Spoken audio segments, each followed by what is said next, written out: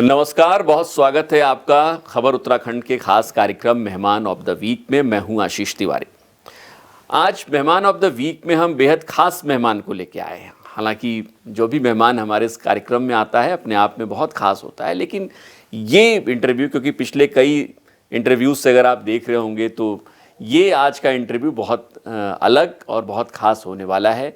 बहुत सारे ऐसे मसले होंगे जो शायद आपकी जीवन धारा में रोज़ाना नहीं आते होंगे, लेकिन आपकी जीवन धारा से बहुत सीधे तौर पे ये जुड़े हुए हैं।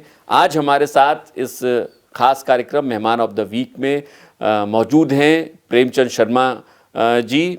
पद्मश्री हैं और जिनका उपनाम किसान के तौर पर लिया जाता है। बहुत स्वागत है शर्मा जी आपका हमारे इस खास कार्यक्रम में, और हम बहुत खुश हैं कि आप हमारे इस कार्यक्रम में आए हैं।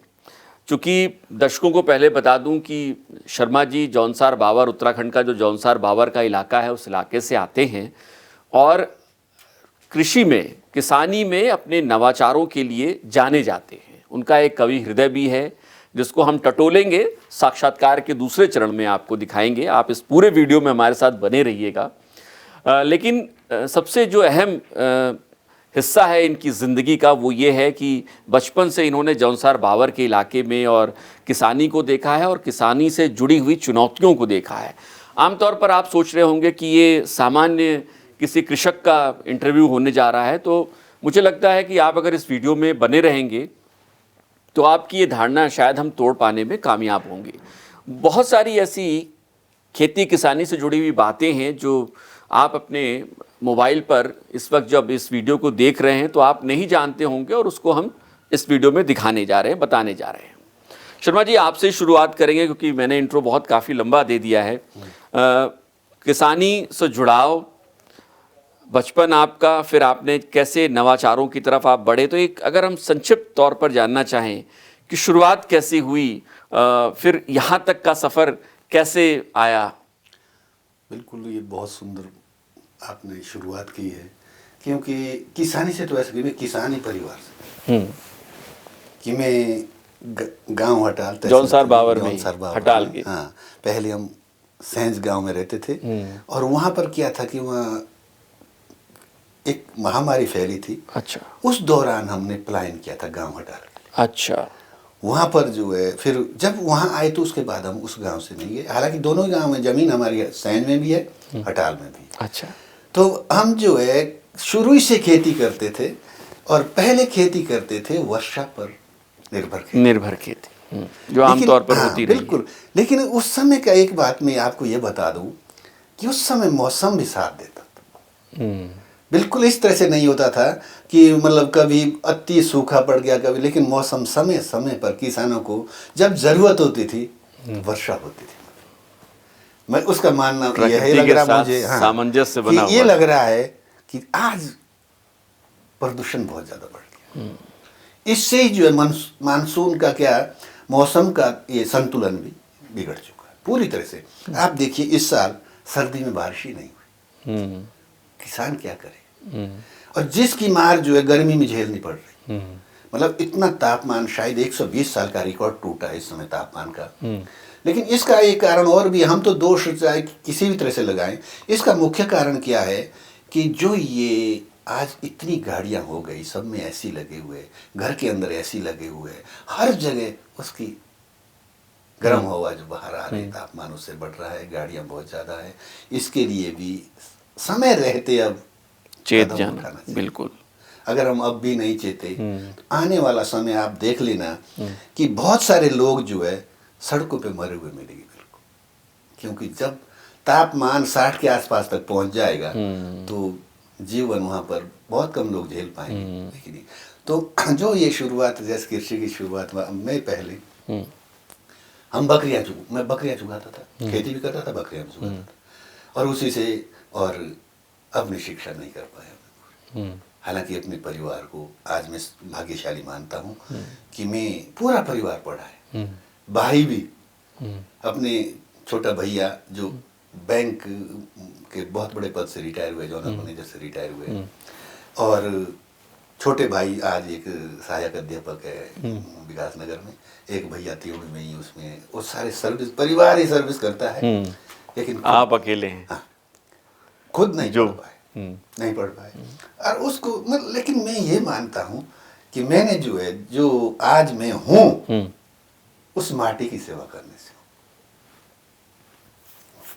उस माटी में मैंने तरह तरह के ये भी कर, नवाचारी हूँ मैं तरह तरह के नवाचार करता हूँ। हालांकि लोग बाग उसका मजाक भी लेते हैं कि ये क्या करते हैं, मतलब हमें मतलब सफलता मिली है कई नवाचार में। आप देखिए कि हमने जो पहले, मैं हिमाचल में मजदूरी करता था, शुरुआती हिमाचल मजदूरी करता था बगीचे में, सेब के बगीचे में। और पिताजी भी किसानी करते थे, खेती बाड़ी करते थे, खेती-बाड़ी। और मैं मुंशी का काम करता था बगीचे में। अच्छा। और लेकिन वहाँ के जब बगीचे देखे तो हम भी सोचते थे कि हम भी तो कर सकते हैं। लेकिन हमारे यहाँ क्या, हम घाटी में थे, वहाँ पर जो है सेब नहीं हो सकता। अच्छा। आज के तो हमने वहाँ भी सेब तैयार कर दिया है, जो देख, क्योंकि आंखों देखी सही होती, कानों सुनी नहीं। आप अगर आप आएंगे तो वहाँ भी एक मैंने सेब ऐसे बहुत ही सुंदर तरीके से तैयार कर दिया। उसकी भी मैं आपको ये बताऊंगा कि तब मैंने सोचा क्या हो सकता है। क्या हुआ कि हमारे घर के पास एक अनार का पेड़ था, और देशी अनार था, और उसमें अनार बड़ा बड़ा दाना लगता था। पीछे गोबर का ढेर होता था, गौशाला के पास था, और आगे उसका सारा गोबर का अंश जो उस पेड़ को मिलता था। और इतना बड़ा दाना था कि हम हैरान थे कि यार इतना, लेकिन उसमें सब दाने में कीड़ा होता था। अच्छा। तो कीड़ा होता तब, लेकिन परिवार के लोग कहते थे बोलो ये कीड़े वाला अनार है, बोलो ये। तो पता नहीं था, जानकारी नहीं थी। तो हमने सोचा कि यार जब इतने देश में अनार होता है तो इसकी तो दवा होती होगी कुछ ना कुछ। तो मैंने जानकारी जुटाई, फिर उद्यान विभाग है, वन विभाग के अधिकारियों से, बोलो जी अनार में फूलते ही वक्त कीड़ा पड़ जाता। अच्छा। उस समय में इसका दवा कह दे, मैंने उनसे दवा का ये किया, और उस मैंने अनार को बचा लिया। उसी अनार को मैंने बचाया, मैं सफल हो गया। और अनार का दाना इतना बड़ा था कि 1 किलो से कम नहीं था कोई भी दाना। 1 किलो? 1 किलो से कम नहीं था। और उसको मैं जब फिर मैंने सोचा यार ये तो तैयार करता हूँ मैं अनार, खाने में मीठा था लेकिन देशी था, उसमें गुठली थी। अच्छा। उसके अंदर गुठली। अच्छा। वो ऐसा नहीं था जैसा भगवा है आजकल, वो था क्या नाम, कंधारी। अच्छा अच्छा। कंधारी में सीड होता है, सीड होते हैं। तो गणेश और कंधारी प्रजाति का, तभी वो बड़े भी होते हैं। बड़े भी होते। तो मैंने बोला कैसे तैयार किया जाए, तो उन्होंने कहा कि कटिंग से भी होता है और सीड से भी होता है। तो मैंने क्या किया, जो हमारे बाथरूम से नाली निकलती थी, पानी की नाली, ढालदार जमीन थी, और उसमें उसके दोनों किनारे में मैंने वो कटिंग से पौधे रोप दी और तैयार कर दिए 500 पेड़। अनार के 500 पेड़ तैयार कर दिया और लगा दिया। कि क्या गजब का वो मैंने वो कीड़े से तुम्हें बचा पाया था, वो सीख लिए थे मैंने पूरी। और था मेरा बिल्कुल जैविक उस समय, क्योंकि हमारे उस समय हम जानते ही नहीं थे कि खाद क्या चीज होती है। मतलब रासायनिक खाद के बारे में कोई जानकारी नहीं थी। तो तब जब जो फल जब निकला तो मैं वो फल अपने नीचे शहर में लाया, और विभापुरी जी उस समय प्रमुख सचिव थे, विभापुरी दास जी जी जी जी, और जिलाधिकारी भी रहे। और मैं उनको वो अनार की पेटी ले गया, और मैंने कहा मैडम ये अनार लाया। उन्होंने कहा कि शर्मा जी मैं ये अनार नहीं लूंगा। मैंने कहा क्यों? बोला इसमें तो आपने इंजेक्शन लगाया, इतना बड़ा तो अनार हो ही नहीं सकता। उनको यकीन ही नहीं हुआ होगा। मैंने कहा मैडम ऐसा है कि आप देखो ना, मर्जी नहीं लो, लेकिन अनार एक ऐसा फल है जब इसमें कोई कांटा भी चुभ जाता है तो वो जो है सड़ जाता है अनार। बोला जैविक है बिल्कुल। बोला तो फिर तो आप मुख्यमंत्री तक पहुंचाइए। उन्होंने व्यवस्था की, पहुंचाया। हालांकि मैंने बोला था, मैंने कहा नेताजी को, नेताओं को इतना इंटरेस्ट नहीं होता इसमें। मुख्यमंत्री उस समय तिवारी जी, नारायण दत्त तिवारी जी थे। उनको पहुंचाया और उनको दिखाया। उन्होंने मेरी पीठ थपथपाई, बाकी ये भी नहीं पूछा कहाँ से आए हो क्या। तो फिर मैंने वहीं छोड़ दी, वो 2 पेटी ले गया तो वहीं छोड़ दी, और एक पेटी में 12 दाने आए थे। अच्छा। काफी 12 ही दाने आए थे। तो उस तरह से मैंने तब, और फिर मेरी वो अनार मंडी में फेल हो गया। हाँ। कारण क्या रहा, उसका मुख्य कारण क्या रहा कि वो जो है, अगर कोई दुकानदार खरीदेगा, कोई खरीदेगा ग्राहक, किसी के क्या मेहमान जाना है तो वो एक ही दाना आता, 1 किलो अब ले जाएगा 1 किलो, तो एक ही दाना आता था। और अंदर सीड था उसमें, जो ये गणेश और कंधारी होते हैं इसमें सीड होता है। हालांकि आज के, जब मैं शोलापुर गया था तो शोलापुर के वैज्ञानिकों ने ये कहा कि असली अनार तो ये है, लेकिन हम भारतीय जो है जिभ्या के गुलाम है, हमको चाहिए मीठा और बिना सीड वाला। सीड वाला, जबकि असली अनार ये हमारे सब शरीर के लिए सबसे लाभदायक है। और मैंने उस बीच तब तक मैंने वो अनार गिरा दिए थे। फिर मैं जब फायदा नहीं मिल रहा, मैंने क्या किया, मैंने फिर लाया भगवा। अच्छा। भगवा सिंदूरी, वहाँ हिमाचल में भगवा सिंदूरी के नाम जाना जाता है, और उधर महाराष्ट्र इसमें भगवा से जाना जाता है। तो मैं उसके वो लाया और उसको मैंने तैयार किए, और क्या सफलता मिली। वो दाना उसका भी बड़ा ही था, दाना तो उसका भी बड़ा ही था, क्योंकि वहाँ हमारे पास तो जैविक खाद थी, जैविक खाद। हाँ। और वो भी आधे किलो से कम वो भी नहीं था, लेकिन उसका टेस्ट था जो, वो आज भी लोग मुझे याद करते हैं। मुझे जो सुभाष कुमार हमारे चीफ सेक्रेटरी रहे, वो मुझे अनार वाला ही के नाम से जानते सुभाष कुमार भी, और टोलिया साहब भी होते हैं, आर एस टोलिया, वो मुझे अनार वाला के नाम से जाने। लेकिन अनार में क्या चीज़ है खासियत, कि अनार में 20-25 साल के बाद खत्म हो जाता। अच्छा। और फिर अनार फसल चक्र मांगता, उसी जगह अनार नहीं होता दोबारा। सेब तो ये कि हम बगल में भी लगा सकते हैं, लेकिन अनार में नहीं, वो फसल चक्र मांगता है। अब फसल चक्र के इतनी तो हमारे पास जमीन नहीं होती, पहाड़ी किसान है हम, तो इतनी रोटेशन पे कर पाते हैं। लेकिन जो तो दक्षिणी भारत में तो जो फसल चक्र में पपीता लगाते हैं, केला भी लगाते हैं शायद, अंगूर केला और पपीता। लेकिन हम तो क्या, मैंने फिर आड़ू भी लगाए, और अब सेब लगाया। अब मैंने उसका जो फसल चक्र मैंने जो अपनाया है, अब मैंने उस जगह सेब लगाया, और सेब में मैं सफल हो गया। आप बता रहे थे कि उस घाटी में सेब लगाना थोड़ा मुश्किल काम था। उस घाटी में सेब को कैसे आपने कल्टीवेट किया? मैं बताऊं आपको, वो सेब की ऐसी कहानी है कि लोग बाग में सेब लगाने लग गया। मैंने कहा सेब लगाता हूँ, तो लोग बाग क्या कह रहे, इस बुड्ढे को क्या सूझी होगी, जहां पर आम होना चाहिए वहां ये सेब लगा रहा। लेकिन हम एक नवाचारी थे, हमने सोचा नहीं लगाना है, और हमने सेब भी वही किया जो ऊंचाई पे लगता है। अच्छा। लेकिन मैंने उसमें जो वैरायटी चूज की, जो लो चिलिंग वैरायटी, अच्छा, जिन्हें कम चिलिंग की आवश्यकता है, और 700 आवर चिलिंग मांगता था। और अब मैंने क्या किया कि उसके ऊपर जो पाइपलाइन, बगीचे के ऊपर पाइपलाइन बिछाई। अच्छा। और पाइपलाइन में बारीक फॉगिंग वाले स्प्रिंकलर लगा। अच्छा। और स्प्रिंकलर लगा के मैंने क्या किया कि नवंबर, दिसंबर, जनवरी, फरवरी, और इसमें 1 घंटा शाम को 5 बजे वो कृत्रिम वर्षा फॉगिंग कर दी उससे और कर दी। और ताप रिकॉर्डिंग यंत्र भी लगाया, जरा कितना हम कंट्रोल कर पाते। और हम रोज माइनस पे तापमान लाने कामयाब हो। और वो मांग रहा 700, और हमने कर दिया ज्यादा, उससे ज्यादा ये कर दिया, और हमारा बहुत सफल रहा। पिछले साल सैंपल आया था, इस साल बहुत अच्छा फल आया। कितनी बड़ी बात है कि मतलब आपने इतने प्रतिकूल मौसम में भी अपने नवाचार के जरिए किसानी, खेती को, और सेब की वो प्रजाति जो आमतौर पर मुश्किल है घाटियों में उगाना, उसको आपने वहाँ उगा दिया। ये एक नज़ीर के तौर पर भी आप देख सकते हैं कि अगर हम चाहें, किसानों से बेहतर कोई इसका उदाहरण नहीं हो सकता है कि हम अगर चाहें तो बहुत प्रतिकूल अवसर भी हो तो उसको अनुकूल कैसे बना सकते हैं, जैसा प्रेमचंद शर्मा जी बता रहे हैं। और आजकल देखिए, मैं उसी सेब के ऊपर सर्दियों में तो करता हूँ मैं शाम के टाइम, ठीक है, और आजकल दोपहर को उसकी मैं वो करता, दोपहर में फिर खोलता हूँ फॉगिंग, और दिन का तापमान भी कम हो जाता है।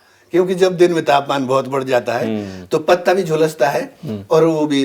और एक चीज और भी किया हमने उसमें, कीट नियंत्रण का ये भी किया हमने। क्योंकि गर्म जगह में जो है फल छेदक और मक्खी और कीट लगता है, जो फल छेदक और पत्ता भी खाता है, तो उसको भी हमने नियंत्रण किया।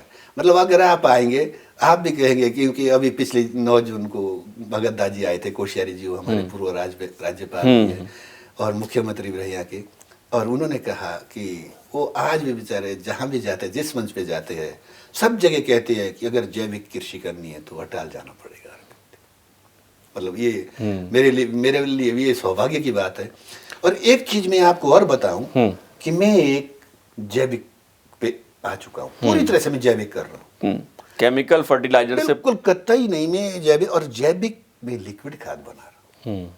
लिक्विड खाद जो है कि मतलब आप देखिए कि आजकल क्या हो गया कि हम एक उस जैविक जो खाद तैयार कर रहा हूँ उसके में 3-4 चीजों का एक हो रहा मुझे फायदा।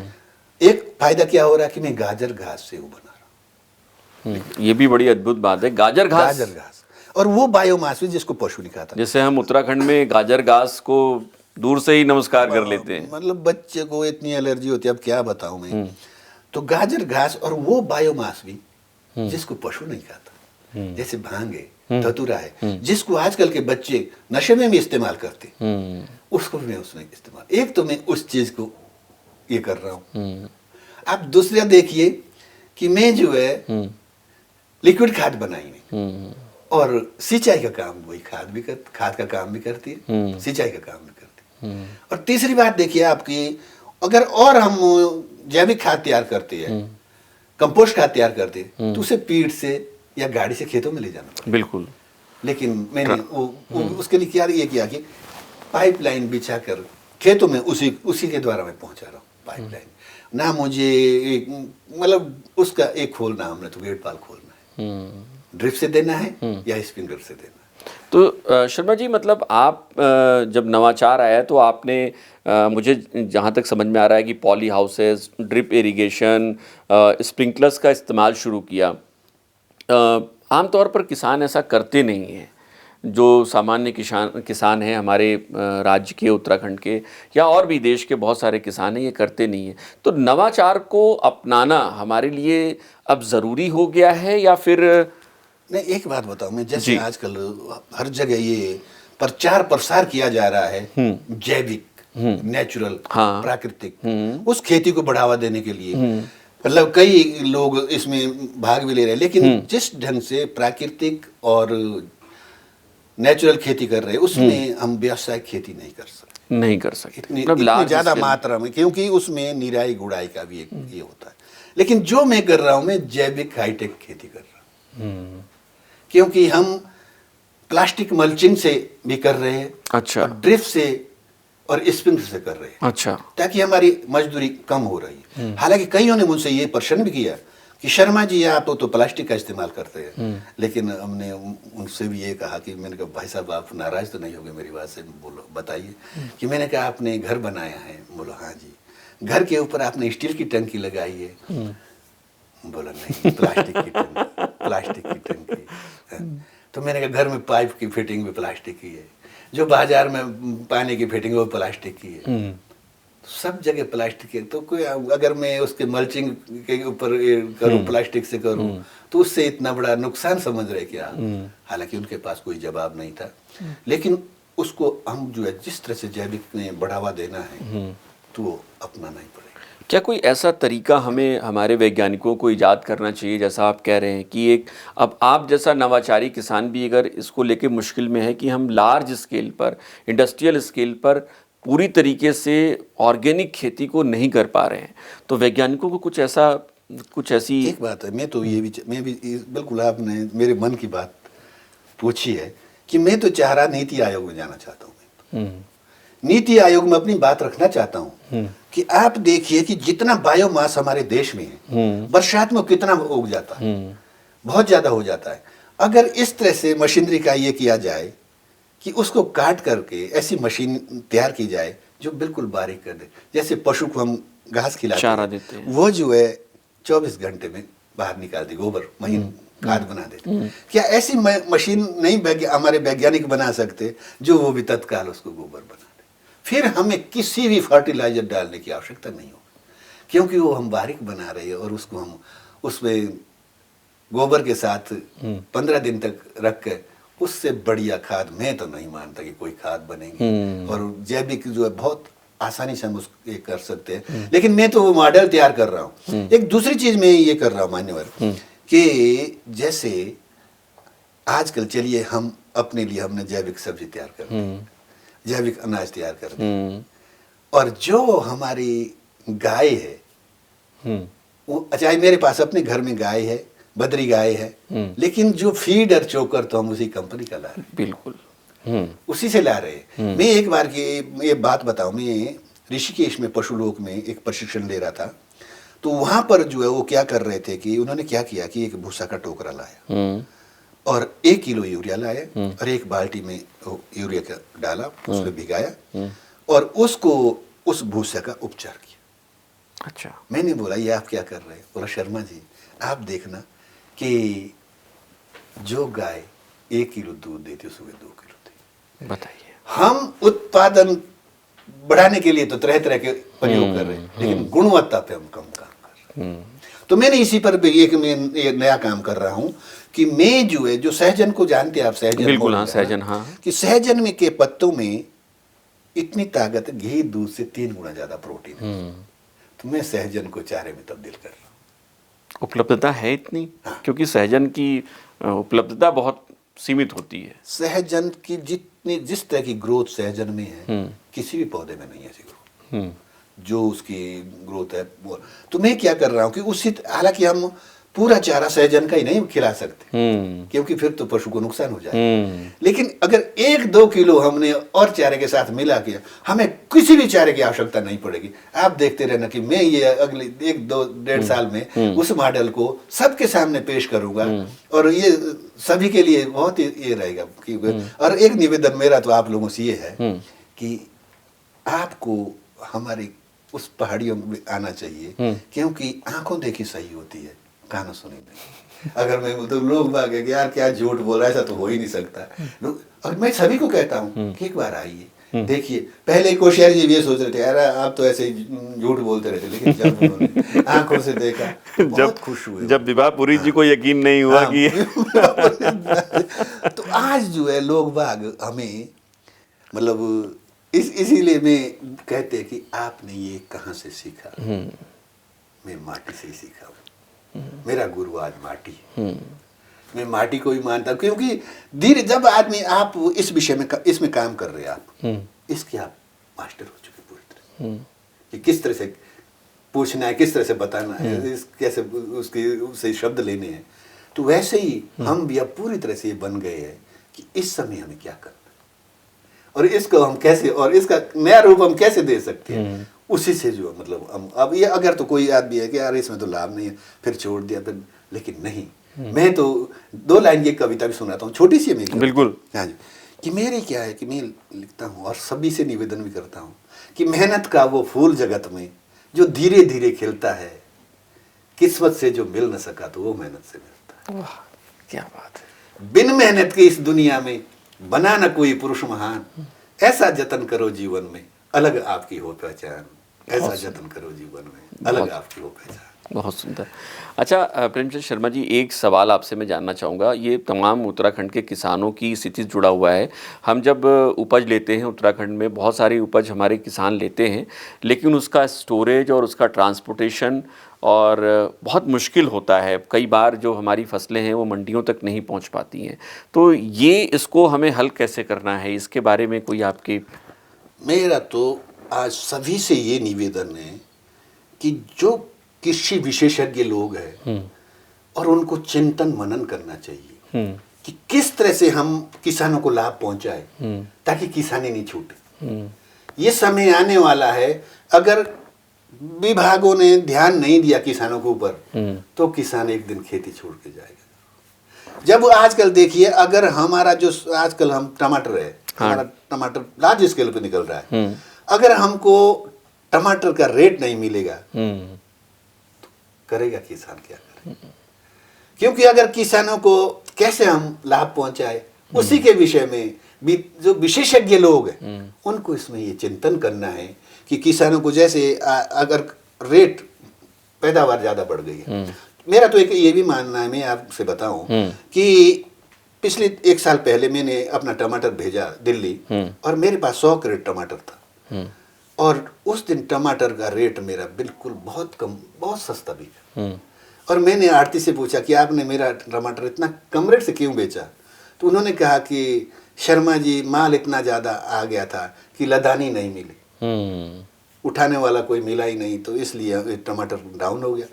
और जब हम बाजार में जाते हैं, जब वो सब्जी विक्रेता से पूछते कि इतना महंगा टमाटर क्यों दे रहे हैं, तो आप देखिए कितना विरोधाभास है उनके इसमें। वो कहते कि माल ही नहीं आ रहा मंडी। ये हमारे ये कहाँ हम कभी, आप बहुत बड़ी बात कह रहे हैं। मतलब किसानों को उपज का दाम नहीं मिल रहा है और जो ग्राहक हैं वो भी लूट रहे, वो भी लूट रहे हैं, उनको महंगे दामों पर मिल इसीलिए रहा है। हमारे को जो है इस पर विशेष करके ये करना है ताकि किसान खेती नहीं। और बाकी ये भी है कि हम इस तरह की प्रोसेसिंग यूनिट लगा सकते हैं क्षेत्र में, जो जैसे टमाटर है, अगर क्षेत्रों में प्रोसेसिंग यूनिट हो, जब अगर किसानों को रेट नहीं मिल रहा तो उसको प्रोसेस करके आप पाउडर भी बना सकते हैं और केचप भी बना सकते हैं, ताकि किसानों को नुकसान। छोटी छोटी प्रोसेसिंग यूनिट्स अगर पहाड़ों में लग जाए, बिल्कुल बिल्कुल। और बाकी जैसे टमाटर स्टोरेज तो हम कर नहीं सकते, इसके लिए हमें प्रोसेसिंग यूनिट का ये बहुत जरूरी है। बाकी तो ये कि किसान जो है, आज मैं बताऊं आपको, अगर आप मेरे गांव आएंगे, मेरे गांव में आज का जो युवा, हमारा युवा जो कृषि से भटक रहा है, हमारे गांव में ऐसे हालत नहीं। हमारा जो युवा पढ़ा लिखा है, बीएड है, बहुत सारे बच्चे पढ़े लिखे हैं और खेती कर रहे हैं, बड़ी मेहनत के साथ खेती कर रहे हैं। आप मानते हैं कि उत्तराखंड में जो युवा हैं वो खेती से दूर जा रहे हैं? भटक रहा है।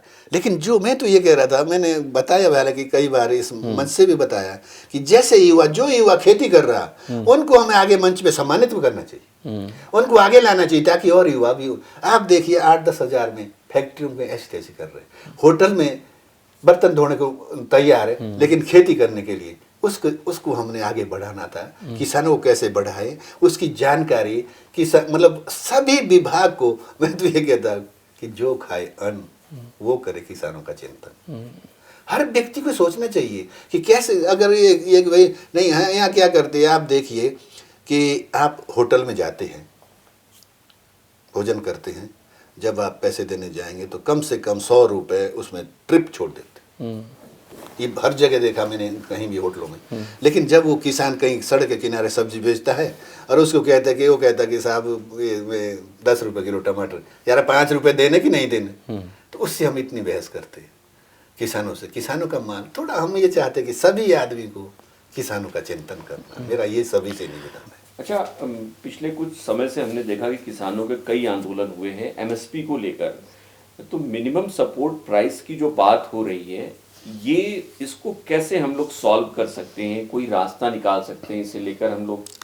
इसमें जो कृषि विशेषज्ञ है और जो प्रगतिशील किसान है, और उनके साथ बैठ के चिंतन मनन सरकार को करना चाहिए, ताकि किस तरह से लाभ हम किसानों तक पहुंचाए और किसानों को इसके लिए बाध्य होना पड़ता, ताकि भाई किसान जो एमएसपी के लिए लड़ रहा है, किसान वो है तो उसका ही है कि भाई मांग है, उसकी मांगता हो, रेट मांगता है, लेकिन इतना भी नहीं दे सकते कि उसकी मांग जरूरत से ज़्यादा हो, लेकिन किसान को मिलना तो चाहिए ये तो। अच्छा, एक सवाल और है मेरा कि क्या हम लोग प्राइवेट सेक्टर्स को भी इस कृषि के क्षेत्र में लेकर आए, क्योंकि पिछले कुछ समय में हमने देखा है कि सरकारों की बहुत सारी नीतियां वो फाइलों में रह जाती हैं, दफ्तरों में घूमती रह जाती हैं और किसान तक पहुंच नहीं पाती हैं। हम बंदरों से मुक्ति की बात पिछले कई सालों से सुन रहे हैं, जंगली सूअरों से मुक्ति की बात पिछले कई सालों से हम लोग सुन रहे हैं। मतलब जैसे आप कह रहे हैं कि प्राइवेट सेक्टर जी बिल्कुल, प्राइवेट सेक्टर को, मतलब बहुत सारी कंपनियां आ रही है, आप देख लेना, क्योंकि क्या इनका लाना ठीक है, इनको लाया जाना चाहिए? एक बात है, मतलब जब तो पहाड़ खाली हो जाएंगे तब तो ये कि तब तो आना चाहिए कोई ना कोई जो ये काम। लेकिन हम सबसे पहले तो मेरा ये निवेदन है कि किसान को ही हमें उस वहाँ रोकने के लिए काम करना, कोशिश करनी चाहिए। हाँ, कम से कम हमारे जो गांव हैं वो किसानों से खाली ना हो। खाली ना हो, बिल्कुल। आप देखिए कि जब सड़कें नहीं थी, कोई साधन नहीं था, तब हमारे गांव भरे पड़े थे सारे, और जब आज साधन हो गए और तब आज लोग बात पलायन का मुख्य 2-3 कारण है, विशेष करके ज़्यादा तो रोजगार है, शिक्षा है। तब वो लोग बाग सोचते कि मैं जो बच्चे को पढ़ाने लिखाने, हालांकि वो परेशान हो जाते हैं कि पहले तो थी नहीं, अब तो शिक्षा की व्यवस्था गांव में भी है।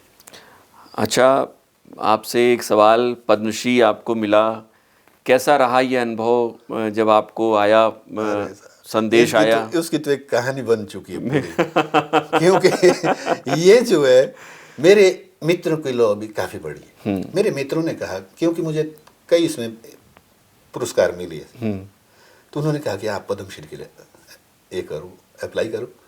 मैंने कहा मुझे तो आता ही नहीं इसमें पद्मश्री कैसे। बोला नहीं आप करिए। मैंने कहा जी तो मैं चीफ सेक्रेटरी थे ये यहाँ पर ओम प्रकाश जी थे, मैंने उनको गया, मैंने कहा जी मेरा फार्म भर दो, उसमें क्या नाम पद्म। उन्होंने कहा कि शर्मा जी नहीं, अभी तो आपको कुछ करना है, अभी तो ये समय नहीं। तब उनका क्या, तब मैंने बच्चों को बोला, मैंने कहा बेटा मेरा फार्म भी भर दो पद्मश्री के लिए। बच्चे बोले हैं किसने लगाया आपको पद्मश्री के पीछे, पद्मश्री जानते पद्मश्री क्या होता? अरे मैं चुप हो गया, मैंने कहा यार तो, लेकिन मेरे मित्रों ने कहा नहीं नहीं आपने भरना ही भरना। और फिर हमने पद्मश्री का फॉर्म भरा, कैसे कैसे वो, और हमें मिल गया। और आप देखिए जब हम पद्मश्री मिला, हालांकि बीच में ऐसा हुआ, मैं बताऊं बीच में क्या घटना घटी, उसमें जांच काफ़ी होती है। कई अधिकारी तो ऐसे आए जो मजदूर बन के खेतों में आए देखने की क्या है, कैसे खेती है कि नहीं है। अच्छा। और एक दिन एक ने मुझे इतना ज़्यादा पूछा कि भाई साहब आप क्या करते हैं। मैंने पहले तो जवाब देते रहा, जब वो ज़्यादा ही पूछ रहे, मैंने बोला भाई आप है कौन है, या तो सामने आ जाओ और या मेरे गाँव चलो, मेरी खेती देखो। और अब नहीं मैं कुछ नहीं बताऊंगा, क्योंकि आप पूछेंगे कि भाई अपना खाता नंबर दे दो, अपना आधार कार्ड दे दो, अब नहीं मैं कुछ नहीं बताऊंगा। उन्होंने बोला नहीं नहीं। और मैंने, वो मेरा बेटा एक साइबर देखता था उस समय, मैंने उनको ये नंबर, मैंने कहा ये बात कर रहा है कौन, क्या नंबर है। फिर बेटा बोला कोई आफ्ते तो नहीं डाल रखी। मैंने कहा कैसे? बोला ये तो नंबर ऐसा लग रहा है जैसे विजिलेंस या CBI का नंबर है। लेकिन मुझे फिर ये एहसास हो रहा था कि एज में अब, तो इसमें जब जिस दिन मुझे पद्मश्री मिला है, मैं उस दिन का एक सबसे रोचक किस्सा वो सुना। बिल्कुल। क्योंकि ये वहाँ पर जो है, जब हम वहाँ पहुँचे, पहले हमारे से रिहर्सल कराई जाती, रिहर्सल कराने के बाद जो सब बैठ जाते हैं, फिर आने वाले होते, पहले गृह मंत्री जी आते हैं, सीतारमण जी आई, फिर मोदी जी आए, जैसे जैसे उनके नाम कुर्सी में लगा हुआ था वो बैठते गए, और वहाँ पर किताब थी रखी, उसे पढ़ने लगे। फिर राष्ट्रपति जी आते हैं और राष्ट्रीय धुन बजती है, और तब उसके बाद उस समय सब खड़े होते हैं, राष्ट्रीय धुन के बाद वो बैठ जाते हैं, तब एक उनसे संचालन करते हैं जो मच उन्होंने कहा मुझे ये कार्यक्रम शुरू कराने की अनुमति दी जाए, और अनुमति दी जाती है। और कार्यक्रम उससे पहले क्या होता है कि मेरे पास एक कोट था जो हमारा जौनसारी कपड़ा है, हाँ, हाँ। वो था, पहना हुआ था। वो आए, एक जांच अधिकारी आए, उन्होंने कहा कि बोला भाई साहब आप ये कोट यहीं रखेंगे। मैंने कहा ये कोट तो नहीं रखूंगा, ये तो हमारा कल्चर है। मैंने बोला इससे अव्यवस्था फैलेगी। मैंने कहा मैं जिम्मेदार नहीं हूँ। तो उसके बाद जब हमें वो मिल गया, हमें वो पद्मश्री, हमने पद्मश्री जो मिला वो हमने गार्जियन को दिया, उसके बाद हमको दूसरे कमरे में ले जाते हैं। उस समय की मैं बहुत बड़ी ताजुब मानता हूँ कि मतलब प्रधानमंत्री मोदी जी को उस समय हमने बड़े नज़दीक से देखा, और पहले सीतारमण जी आई, वो हाथ जोड़ के निकल गई, फिर अमित शाह जी आई, वो हाथ जोड़ के निकल, जब मोदी जी आए सबके नाम बता। बिल्कुल, जब मेरे पास आए तो मेरे को एकदम कहा कि जय बाबा केदार की, क्योंकि जब केदारनाथ गए थे मोदी जी तो वहां पर उनको कोट भेंट किया गया। उन्होंने कहा कि जय बाबा केदार की। कि मैंने कहा मान्यवर, आपकी पारदर्शी नीतियों की वजह से आज हमें ये दिन देखने को मिला है, नहीं तो मैं तो अनपढ़ आदमी हूँ। उन्होंने कहा कि शर्मा जी आप अनपढ़ आदमी जो इतने बड़े मंच पे पहुंचे हैं, आपके ऊपर बाबा केदार को आशीर्वाद है। मैंने कहा बाबा केदार का आशीर्वाद आपके ऊपर है, हमारे ऊपर तो आपका आशीर्वाद है। लेकिन जब हम दोबारा चाय के लिए अलग बुलाए तब सभी मित्रों ने बोला क्या मेरा इतनी याददाश्त, हम ताज्जुब रह गए। मतलब आधे घंटे भी नहीं उन्होंने किताब पढ़ी होगी, लेकिन ऐसी तो रिकॉर्डिंग भी नहीं होती। मतलब इतनी गजब की याददाश्त थी। ये था हमारा। ऐसा है तो काफी लंबी कहानियां कई तरह की, लेकिन वो इस तरह से इस कार्यक्रम में नहीं सुना सकते क्योंकि आपके पास बिल्कुल समय का ये नहीं हमारे पास भरपूर समय है। दर्शकों को बताऊं कि प्रेमचंद शर्मा जी कवि हृदय हैं, जैसा हमने जिक्र किया था। हालांकि उन्होंने अपनी एक कविता का कुछ अंश सुना दिया है हमें पहले ही, लेकिन एक उनकी और ये जो कविता माटी कविता है हम चाहेंगे कि वो ज़रूर हमें सुनाएं। और उनकी एक बहुत ही फेमस कविता है ड्राइवर, जिसका हाँ बहुत ही प्यारी कविता है। और आमतौर पर आप ऐसे विषय पर ऐसी कविता सुनते नहीं होंगे, तो जो भी उनको पसंद हो हम उनसे यही अनुरोध करेंगे कि आप हमें हमारे दर्शकों को ज़रूर सुनाएं। मैं एक बात अब दोनों कविता आपको सुननी पड़ेगी, मेरी छोटी छोटी कविता बिल्कुल सुनेंगे दोनों, क्योंकि मेरा फर्ज बनता कि मैं किसान हूँ तो मैंने माटी के ऊपर कविता। बिल्कुल, हम सभी माटी से जुड़े हैं, माटी से जुड़ा हुआ है। तो मैं बताऊं, मैंने लिखी थी कि भारत माँ के किसान सपूत जो पूज रहे इस माटी को, सोचो मिलकर आज सुरक्षित रखना हिमालय घाटी। हिमालय से जलधारा बहती हो देश की सिंचे माटी को, सारे जहां से सुंदर बनाओ देव हिमालय घाटी। माटी में ही पैदा हुआ सब माटी में मिल जाता है, इस माटी से जीव जंतु का जन्म जन्म का नाता है। माटी का ही खेल है सारा, सब माटी से मिलता है। सोना चांदी लोहा जस्ता माटी से ही निकलता है। प्यार किया जिसने माटी से वो कभी नहीं निराश हुआ, फलता फूलता रहा निरंतर, ईश्वर की रहते उन पर दुआ। स्वस्थ रखे हम इस माटी को जिसमें सब जग जीता है, स्वच्छ पवित्र बनाओ इसको, यही पुरानी गीता है। नमन करूं मैं सब जग जन से, इस माटी का पुण्य करे, प्रदूषण बढ़ता जिन चीजों से उन चीजों को शून्य करे। माटी दिवस के शुभ अवसर पर यह संदेश सभी को पहुंचाना है, शपथ ले लो इस माटी पर जहर मुक्ति से बनाना है। शपथ ले लो इस माटी पर जहर मुक्ति से बनाना। ये मेरी माटी के ऊपर बहुत सुंदर है। आप रासायनिक खाद से दूर होइए, ऑर्गेनिक खेती की तरफ बढ़िए, ये सबसे बड़ा मैसेज है मुझे लगता है। इस माटी के लिए हमारा सबसे बड़ा जो है हम इसके लिए जो काम कर पाएंगे। एक ड्राइवर वाली कविता। तो एक बात है इसका मैं थोड़ा सा आप जैसे, क्योंकि कारण क्या मैं बताऊंगा आपको कि आज बड़े बड़े देश में जो बड़े बड़े कवि है सभी ने लिखी, हर चीज पे लिखी, आंख पे लिखी, नाक पे लिखी, गाल पे लिखी, बाल पे लिखी, कदम पे, हर चीज पे, लेकिन कान पे किसने नहीं लिखी। अगर ये कान नहीं होते तो आपका चश्मा भी ये नहीं टिकता। फिर क्या होता। तो इसी तरह से सभी कवियों ने सब नेता पे लिखी, अभिनेता पे लिखी, लेकिन ड्राइवर पर किसी ने नहीं लिखी। तो इसीलिए मैंने एक ड्राइवर के ऊपर एक कविता लिखी है। हालांकि है न मेरे पास शब्दों का अभाव है, क्योंकि मैं पढ़ा लिखा नहीं। तो मैं जो है ये पहले ही बोल देता हूँ हर व्यक्ति से। तो मैंने लिखी कि ड्राइवर की परेशानी को किसी ने नहीं पहचाना। ड्राइवर को बेईमान बदमाश कहता आया जमाना। ड्राइवर को कभी किसी से धन्यवाद नहीं मिला है, अगर मिला तो गाली और धिक्कार मिला।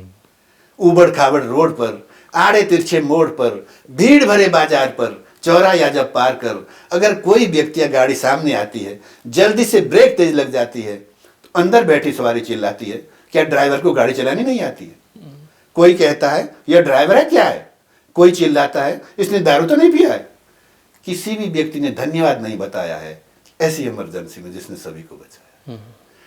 ड्राइवर सोचता है कि यह ड्राइवर तेरी भी क्या किस्मत है जिसके लिए तमाम सफर में कोई ना कोई दिक्कत है, फिर भी तुझे एक प्यार की बाणी तक नहीं मिलती है जिसके बल पर सारी दुनिया चलती है। परंतु तुझसे दुनिया क्यों जलती है? यह किस्मत की नहीं, यह तो समाज की गलती। जब कभी कोई बच्चा या पशु अपनी गलती से गाड़ी के नीचे आता है तो एकदम सारा समाज ड्राइवर के खिलाफ हो जाता है। पहले उसे तरह तरह से प्रताड़ित किया जाता है और बाद में उसे मन मर्जी से दाम वसूला जाता है। ड्राइवर तमाम उम्र अपनी किस्मत को रोता है कि यह ड्राइवर तेरी भी क्या नौकरी है जिसका कभी प्रमोशन नहीं होता। ड्राइवर से ड्राइवर रिटायर हो जाता है। जब कभी किसी देशद्रोही या पार्टी विरोधी नेता का सर्वनाश हो जाता है, वहां श्रद्धांजलि वालों का तांता लग जाता है कि आज इस देश ने एक ऐसा व्यक्ति खोया है जिसके लिए सारा समाज रोया है, इसकी कमी कभी पूर्ण हो पाएगी, इस सपूत की याद देशवासियों को हमेशा आएगी। परंतु जब कभी कोई अभागा ड्राइवर मरता है तो उसको मरणोपरांत भी समाज बदनाम करता है कि उसने तो मरना ही था, दारू पी के चल रहा था, बेकसूर मौत पर भी सारा जमाना हंस रहा था। बहुत ही कि चालाक बंधुओं, ऐसी बातों से नहीं घबराना है, यह तो कलयुगी जमाना है। यहाँ मेहनत करने वालों को धिक्कारा जाता है, चोर उच्चकियों ठगों को यहाँ पूजा जाता है। बंधुओं, ऐसी बातों से नहीं डरना है। अंत में मैंने भी एक निवेदन करना है, जिस गाड़ी को तुम देवी माँ, दुर्गा माँ और काली माँ कहते हो, जिसकी खातिर सारे जग की बदनामी सहते हो, उस देव शक्ति माँ के नाम को जगाना है। उस माँ को दारू पीकर हाथ नहीं लगाना है, उस माँ को दारू पी के हाथ नहीं लगाना। यो मेरी ड्राइवर। आपने मानवीय जो सोच है उसको बहुत ही अच्छे से, और मुझे लगता है कि जो संवेदनाएं हैं ये महज ड्राइवर की बात नहीं है। हम समाज में बहुत सारे ऐसे हमारे समाज के हिस्से हैं जिनको लेकर हम बहुत ज़्यादा सोचते नहीं हैं, संवेदनशील नहीं होते हैं। शायद इस ड्राइवर कविता से हम उनके प्रति जो संवेदनाएं हैं उसको अपनी और बेहतर तरीके से बढ़ा सकेंगे। बहुत शुक्रिया आपका, हमारे साथ आप जुड़े इस पूरे कार्यक्रम में। चलते चलते आपसे एक दो शब्द ये जानना चाहेंगे, तमाम जो हमारे दर्शक हैं, ख़ास तौर पे उत्तराखंड के दर्शक हैं, वो देख रहे हैं, सरकारी अफसर भी देख रहे होंगे, सरकार भी देख रही होगी, अगर तो खेती किसानी को आगे लेकर जाना है, उत्तराखंड में कैसे इसे बचाना है, इसके लिए चलते चलते आपसे एक कमेंट। एक बात बताऊं मैं आपको कि लोग बाग रोजगार की तलाश में चले हुए, सबसे अगर रोजगार को बढ़ावा देना तो हमें कृषि को बढ़ावा देना, इसमें अपार संभावनाएं। आप बताइए, मैं इस उम्र का आदमी, मैं भी 8-10 लोगों को रोजगार दे रहा हूं। इसमें हमारे पास बहुत बड़ा ये है कि मैं सभी सरकारी और जो भी जितने कि उत्तराखंड में हमारे पास विश्व की जलवायु किसी भी प्रदेश के पास नहीं इतनी, बिल्कुल। और हमारे पास वो मीठा पानी है जो जिससे हम खेती करते हैं, वो देश में पीने के लिए भी नहीं है। हमारे पास वो पानी बान बुरास के जंगल से निकलने वाला, आप बताइए अगर हम उसमें जैविक खेती करते हैं तो उसमें कितना ये होगा, उसमें दवा का काम होगा। जो आज हमारी इतनी जो बीमारियां बढ़ रही है उसका मुख्य कारण ये भी है कि हम भटक चुके हैं। हमें, मेरा तो सरकार से ये निवेदन है, कृषि को ज़्यादा से ज़्यादा बढ़ावा दे और इससे आपको रोजगार, युवाओं को रोजगार दे सकते हैं। और युवा जो मतलब जब युवा इसमें रोजगार अपने आप स्वरोजगार कमाएगा तो क्यों वो चिल्लाएगा, कहीं नहीं जाएगा, कहीं नहीं जाएगा। आप देखिए, मैं हिमाचल हमारे बगल में, वहीं से हम सीखिए।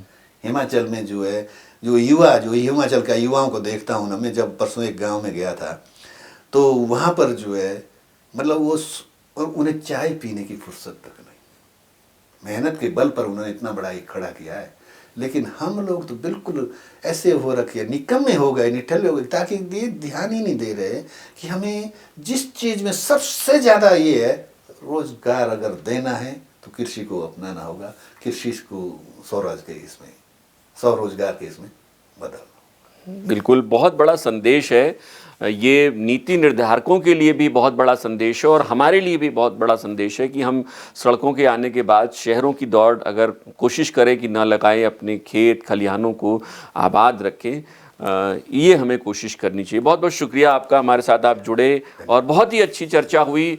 मुझे लगता है कि मेहमान ऑफ द वीक के जो अब तक के तमाम एपिसोड्स हैं उससे बिल्कुल हटकर एक नई बात हमने कोशिश की है आज अपने इस एपिसोड में, और उत्तराखंड के और ख़ास तौर पे पूरे देश के जो किसान वर्ग है उनके लिए ये एक मैसेज है।